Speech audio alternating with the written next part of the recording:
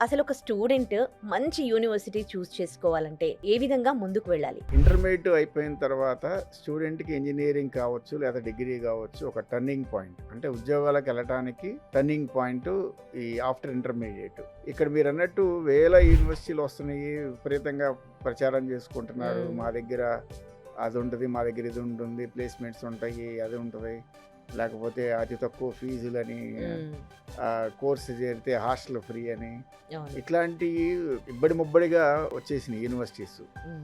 Universities కావచ్చు, college కావచ్చు, ఏదైనా కావచ్చు. మన రాష్ట్రంలో కావచ్చు, వేరే రాష్ట్రాల నుంచి కావచ్చు. అన్ని రాష్ట్రాల నుంచి కూడా టార్గెట్ ఏపీ, తెలంగాణ పిల్లలే. ఎందుకంటే స్టూడెంట్స్ ఇక్కడి నుంచి బయటికి వెళ్ళడానికి ఎక్కువ ఇంట్రెస్ట్ చూపిస్తుంటారు కాబట్టి. కాకపోతే ఇక్కడ చూసుకోవాల్సింది ఏంటంటే పేరెంట్స్ కానీ, స్టూడెంట్స్ కానీ ఒక అవేర్‌నెస్, అంటే 4 సంవత్సరాల భవిష్యత్తు.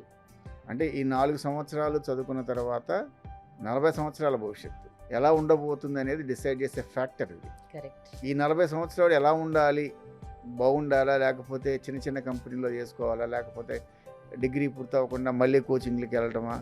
అంటే డిగ్రీ, బీటెక్ అయిపోయిన తర్వాత కూడా చాలామంది మళ్ళీ స్పెషల్ కోర్సులని, ట్రైనింగ్‌లని 1 ఇయర్, 2 ఇయర్స్ వేస్ట్ చేసుకుంటున్నారు. అవును. లేకపోతే చేరేటప్పుడే 1కి 4 సార్లు అన్ని రకాలుగా ఆలోచించుకొని, ఎక్కడ ఇన్‌ఫ్రాస్ట్రక్చర్ ఉంది, ఎక్కడ ఆ ఫ్యాకల్టీ ఎమినెంట్ ఫ్యాకల్టీ ఉన్నారు, ఎక్కడ జెన్యూన్ ప్లేస్‌మెంట్స్ ఎక్కడ ఉన్నాయి, ఇవన్నీ కూడా ప్రాపర్‌గా చెక్ చేసుకొని, ర్యాంకింగ్స్ అన్నీ చెక్ చేసుకొని చేరితే వాళ్ళ యొక్క 40 సంవత్సరాల భవిష్యత్తు ఈ 4 సంవత్సరాల ఆ కోర్సు మీద డిపెండ్ అయి ఉంటుంది.